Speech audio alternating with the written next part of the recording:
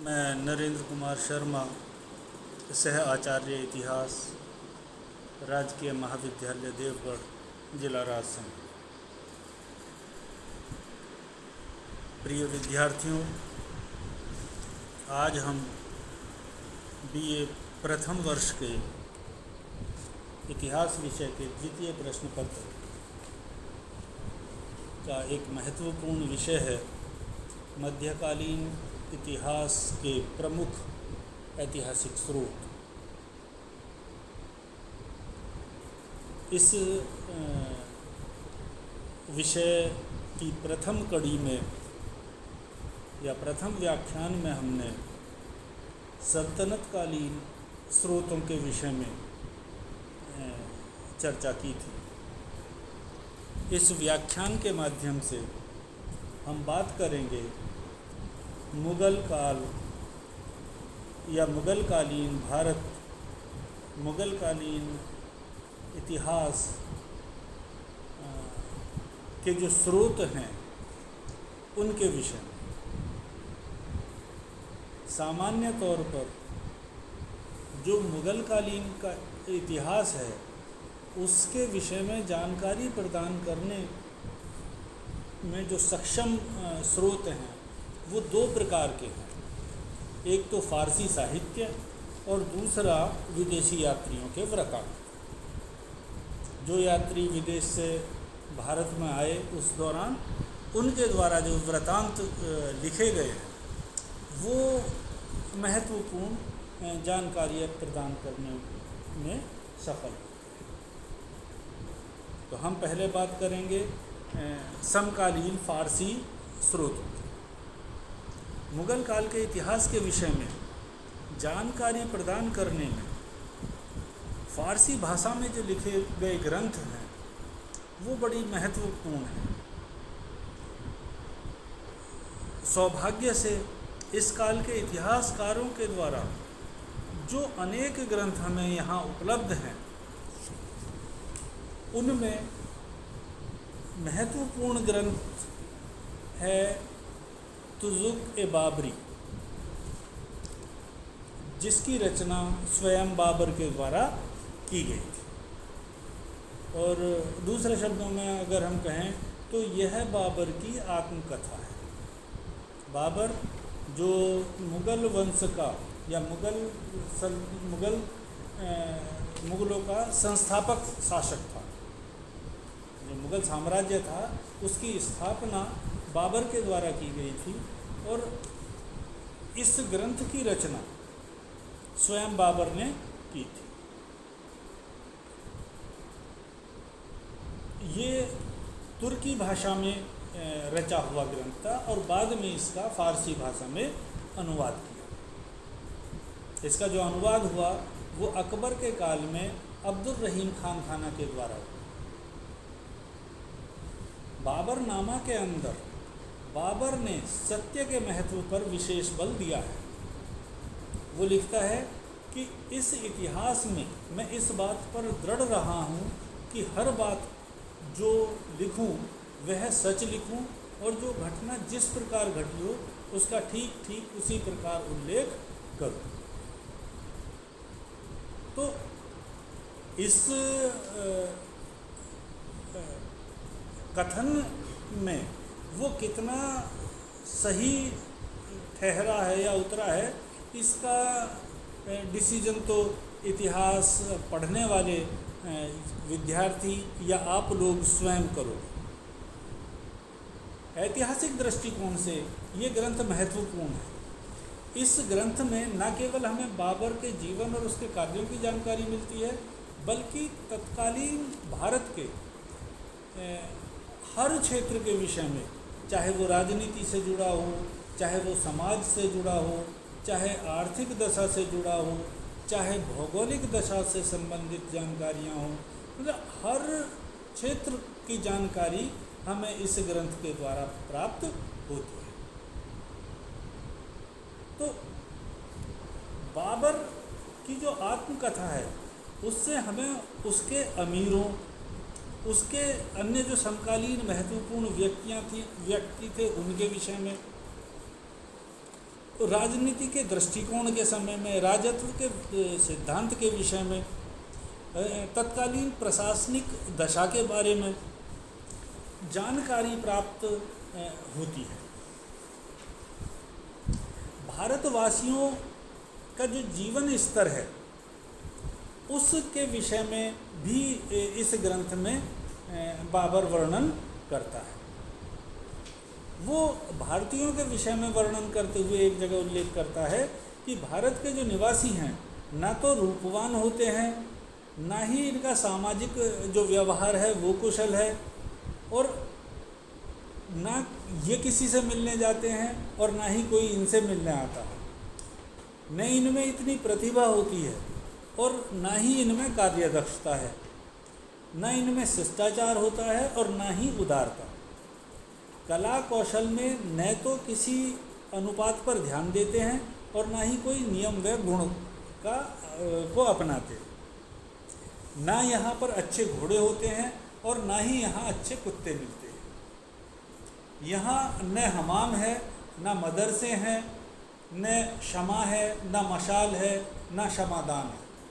तो इस तरीके का उल्लेख जो बाबर करता है इस ग्रंथ में, उसमें आप इसे अगर तर्क की कसौटी पर, इस कथन को तर्क की कसौटी पर आप कसोगे तो यह बाबर का यह कथन कि मैंने जो भी कुछ लिखा है इस ग्रंथ में वो सच ही लिखा है, वो अपने आप कटघरे में खड़ा हो जाता है। बाबर के द्वारा जिस प्रकार का ये वक्तव्य है उसमें, उसके द्वारा हमें पता चलता है कि जो बाबर नामा ग्रंथ है वो कितना कपोल कल्पनाओं पर आधारित है, कितनी व्यर्थ की बातें, व्यर्थ का वर्णन इस ग्रंथ में किया गया है। आप स्वयं कल्पना कर सकते हैं।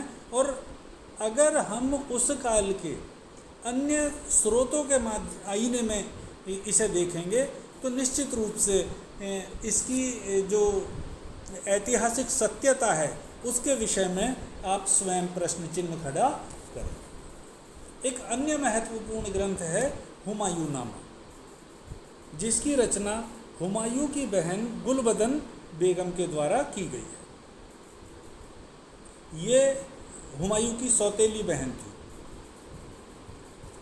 अबुल फजल ने जो अकबर नामा की सामग्री एकत्रित की थी, उस समय हुमायूं के बारे में जो जानकारी प्राप्त हुई थी वो सारी की सारी जानकारी अकबर क्या नाम हुमायूं नामा की जो जानकारी थी गुलबदन बेगम के द्वारा जो प्राप्त हुई थी वो अकबर के इसी आदेश के द्वारा हुई थी। उसने हुमायूं नामा की जो रचना की थी वो अपनी जो सिर्फ अपनी याददाश्त के आधार पर की थी, अपनी स्मृति के आधार पर की थी। प्रथम भाग में बाबर से संबंधित जानकारियां हैं और दूसरे हिस्से में हुमायूं के विषय में जानकारी। इस ग्रंथ में हरम की घटनाओं का, हुमायूं की बीमारी का, बाबर की मृत्यु का बड़े विस्तार से वर्णन किया गया है। गुलबदन बेगम के ही वृतांत से पता चलता है कि बाबर की मृत्यु उसी विष के प्रभाव से हुई थी जो सुल्तान इब्राहिम लोदी की माता ने उसे 21 दिसंबर 1526 को दिया था। बाबर के संबंध में ये जो व्यक्तिगत जानकारी है वो बड़ी महत्वपूर्ण है। हुमायूं नामा का जो एक विशेष ऐतिहासिक महत्व है वो इस बात के लिए भी है कि इसके शासनकाल से जो संबंधित घटनाएं हैं उनका वर्णन इसमें किया गया है। हुमायूं की विजयों के बारे में, उसके अपने भाइयों के साथ संबंधों के बारे में, हुमायूं और शेर शाह के संबंधों के बारे में, हुमायूं का शेर शाह के द्वारा पराजित होने के पश्चात जो भटकाव का दौर था, जो सिंध की तरफ जाना था, उसके विषय में महत्वपूर्ण जानकारी हुमायूं नामा देता है। हुमायूंनामा के विषय में प्रोफेसर कानून को कहते हैं कि मुझे यह पुस्तक बहुत उपयोगी मालूम होती है, विशेषकर हुमायूं के जीवन और तिथियों के विषय में। बेगम, ये गुलबदन बेगम काफ़ी विश्वसनीय बातों का वर्णन करती हैं अपने ग्रंथ में। इसी तरीके से तज़किरात उल वाक़ियात, जिसका रचना अकबर के शासनकाल में जौहर द्वारा की गई थी। जौहर हुमायूं का एक सेवक था और इस ग्रंथ की जो रचना है वो भी अबुल फजल के सहायक के रूप में, सहायक ग्रंथ के रूप में की गई थी, क्योंकि ये जो जौहर था ये गुलबदन बेगम की तरह ही हुमायूं के साथ रहता था। इसीलिए इसने निजी घटनाओं, निजी जानकारी के आधार पर इस ग्रंथ की रचना की है। तो इस ग्रंथ के द्वारा हुमायूं के काल के इतिहास के विषय में और अकबर कालीन घटनाओं के विषय में महत्वपूर्ण जानकारी प्राप्त होती है। तारीख ए शेर शाही, जिसे तुहुफ़ात ए अकबर शाही भी कहते हैं, इस ग्रंथ का जो लेखक था वो अब्बास खां सरवानी था। इस ग्रंथ की रचना भी अकबर के आदेश के द्वारा की गई थी। इस ग्रंथ में सबसे महत्वपूर्ण जो जानकारी प्राप्त होती हैं वो शेर शाह के जन्म से, उसके प्रारंभिक जीवन के विषय में, उसके द्वारा किए गए संघर्षों के विषय में, हुमायूं के साथ सत्ता संघर्ष के विषय में और बादशाह के रूप में उसकी विजयों और उसके प्रशासन के विषय में महत्वपूर्ण जानकारी अब्बास शेरवानी का ये ग्रंथ देता है। किस प्रकार शेर शाह को शेर खान की उपाधि प्राप्त हुई, तो ये सारी की सारी जानकारियाँ हमें इस ग्रंथ के माध्यम से प्राप्त होती हैं। शेर शाह के काल का जो प्रशासन था, शेर शाह की जो सैन्य व्यवस्था थी, शेर शाह की जो राजस्व व्यवस्था थी, उसके विषय में महत्वपूर्ण जानकारी प्रदान करने वाला ये ग्रंथ था। ये ग्रंथ ही बताता है कि किस प्रकार ग्रामीण जनता से कर वसूल करने के नियम निश्चित किए गए थे।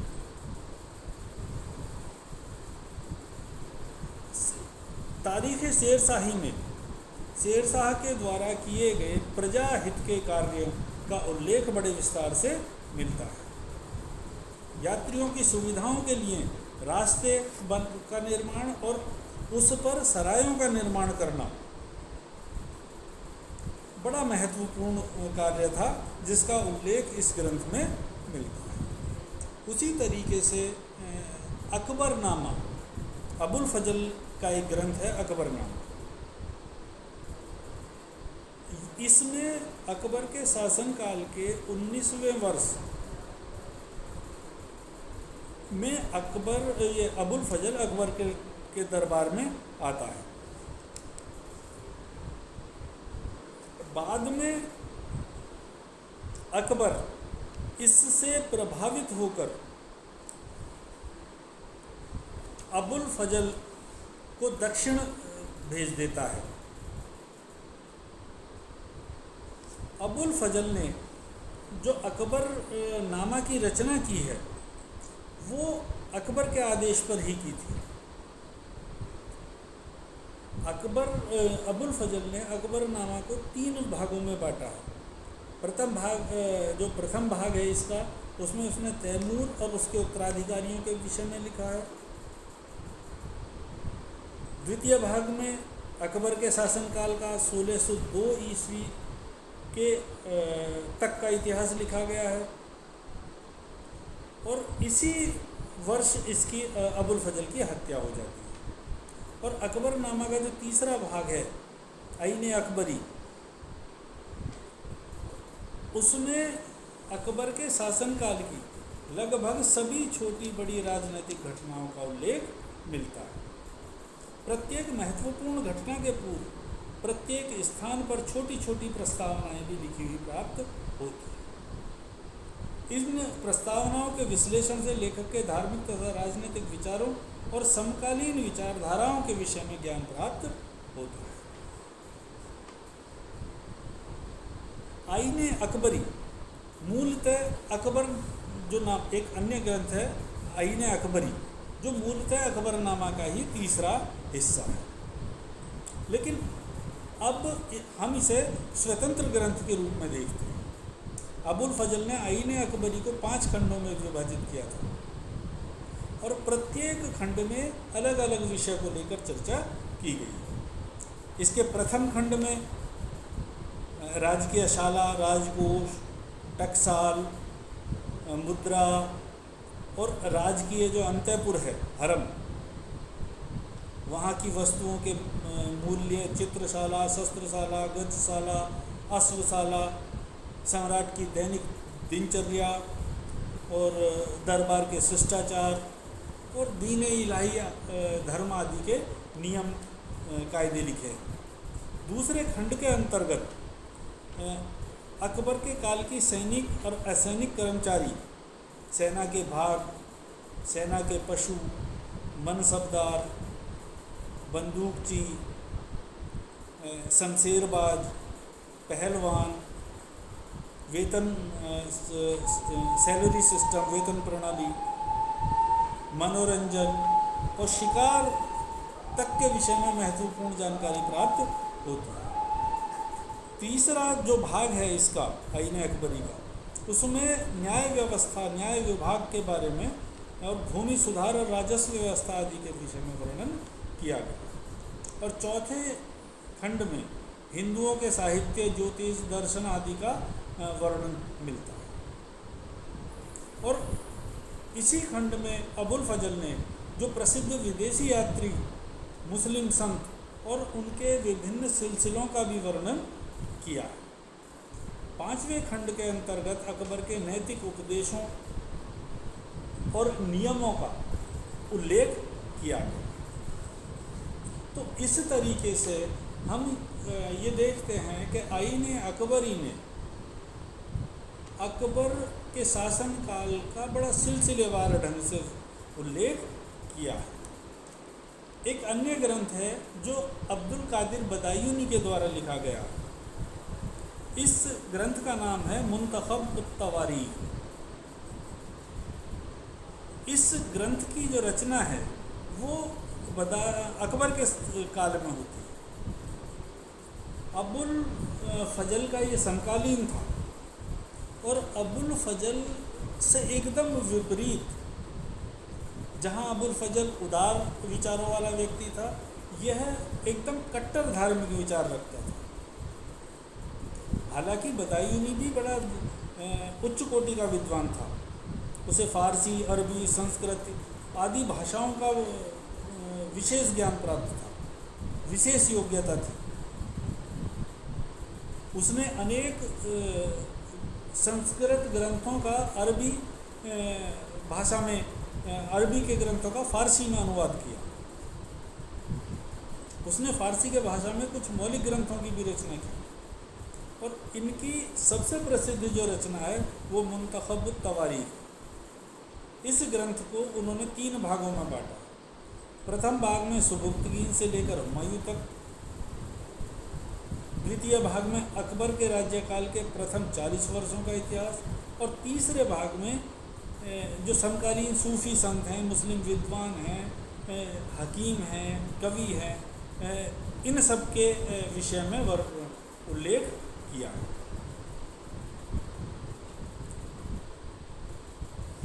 हालांकि जो बदायूनी है वो इसे तबकात अकबरी का संक्षिप्त संस्करण मानता हूँ। बदायूनी ने इस बात का भी दावा किया है कि उसने जो कुछ लिखा है वह सत्य है और सत्य के अतिरिक्त कुछ भी नहीं।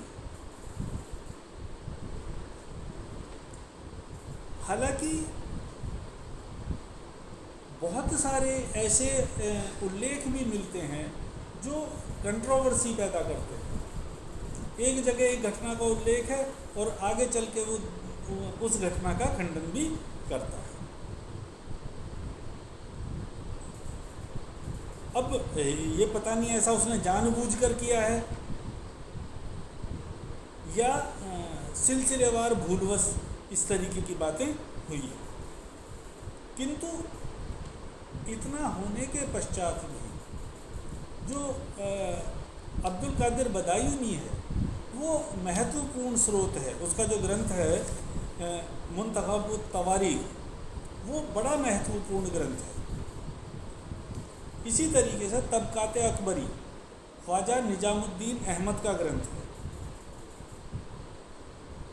ये अकबर के समय में मीर बख्शी के पद पर कार्य करते थे। ये विद्वान भी थे और साथ में उच्च कोटि के सैनिक भी थे। अकबर के साथ बड़े महत्वपूर्ण अभियानों में इन्होंने हिस्सा लिया था। निजामुद्दीन अहमद ने तबकाते अकबरी की रचना अकबर के शासन काल में ही की थी और इस ग्रंथ को 9 खंड में विभाजित किया था। अकबर के शासनकाल के विषय में ये ग्रंथ बड़ी महत्वपूर्ण और प्रामाणिक जानकारी प्रदान करने वाला है। ये निजामुद्दीन अहमद ना तो अबुल फजल की तरह अकबर के प्रति पक्षपातपूर्ण दृष्टिकोण अपनाता है और ना ही बदायूनी की तरह अकबर का कटु आलोचक है, बल्कि इसकी जो रचना है या इसकी जो दृष्टि है वो एक तटस्थ इतिहासकार के रूप में, निष्पक्ष इतिहासकार के रूप में हम देख सकते हैं। डाउसन जो प्रसिद्ध इतिहासकार है वो इसके विषय में लिखता है कि भारत के इतिहासों में जो ये ग्रंथ है वो सबसे अधिक विख्यात है। यह नवीन ढंग से लिखा गया है। इसमें केवल भारत का ही वर्णन है, एशिया के अन्य देशों का वर्णन इसमें नहीं किया गया। और समकालीन इतिहासकारों ने इसे आदर्श इतिहास का ग्रंथ माना है। इसी तरीके से तुज़ुक जहांगीरी ये एक बड़ा महत्वपूर्ण ग्रंथ है जो सम्राट जहांगीर के विषय में महत्वपूर्ण जानकारी हमें प्रदान करता है। यह जहांगीर के द्वारा लिखी गई इसकी आत्मकथा है। ये जहांगीर प्रकृति प्रेमी था। जहांगीर उदार था। इसके काल में चित्रकला ने विशेष प्रगति की थी। जहांगीर के शासन के विषय में यह एक प्रामाणिक ग्रंथ है। जहांगीर अकबर के शासनकाल की उन घटनाओं की जानकारी भी जो जहांगीर से संबंधित थी इस ग्रंथ में हमें प्राप्त होती है। तो इस तरीके से जहांगीर और अकबर के काल की जानकारी प्रदान करने वाला ये तुज़ुक जहांगीरी एक महत्वपूर्ण ग्रंथ है। इसी तरीके से इकबाल नामा ए जहांगीरी ये भी बड़ा महत्वपूर्ण ग्रंथ है। इस ग्रंथ का जो लेखक है वो मोतमिद खान है। इकबाल नामा के अंतर्गत जहांगीर के शासनकाल के 17वें वर्ष तक की घटनाओं का उल्लेख मिलता है।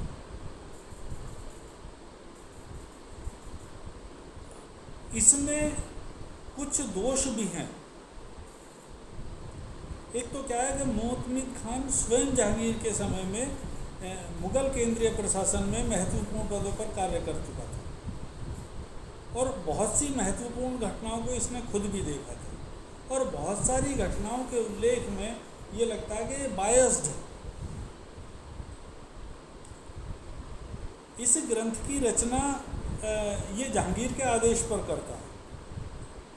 तो जहांगीर के चरित्र को उज्जवल दिखाना या उज्जवल पक्ष को प्रस्तुत करना, इसके निष्पक्ष होने में शंका उत्पन्न करता है। तो किंतु फिर भी इकबाल नामा ए जहांगीरी एक महत्वपूर्ण ग्रंथ है। उसी तरीके से बादशाह नामा ये भी एक अन्य महत्वपूर्ण ग्रंथ है जिसे मोहम्मद अमीन कज़विनी जैसे विद्वान के द्वारा इसकी रचना की गई है। शाहजहां के शासनकाल के 5वें वर्ष में ये शाही सेवा में आया था और अपनी पृथक रचना में कज़विनी ने शाहजादा औरंगजेब के सुधाकर नामक हाथी से मुठभेड़ का वर्णन किया था। सम्राट ने इसकी इस रचना की काफ़ी प्रशंसा की। इसने शाहजहां के बुंदेलखंड के अभियान की भी एक रचना की पर लेख लिखा।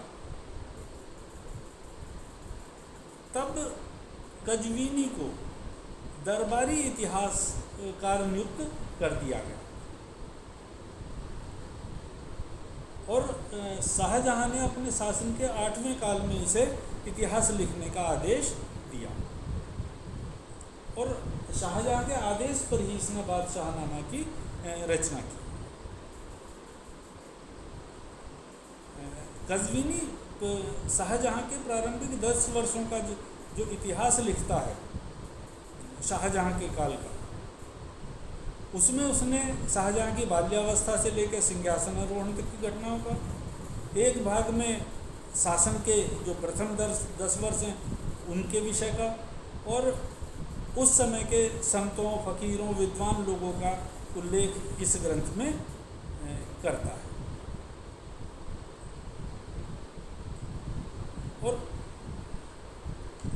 नूरजहां के विषय में ये थोड़ा कठोर दृष्टिकोण अपनाता है।